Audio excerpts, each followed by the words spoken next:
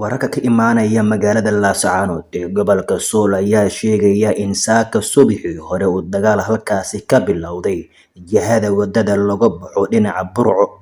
Dagaalkaas ayaa la sheegay in la isku adeegsanayay hub culus. Rasaasta ayaa weli laga maqlayaa magaalada. Wararka ayaa sheegaya in meelo badan oo magaalada gudaheeda ah ay ku soo dhaceen hubka gaar ahaan aagga isbitaalka.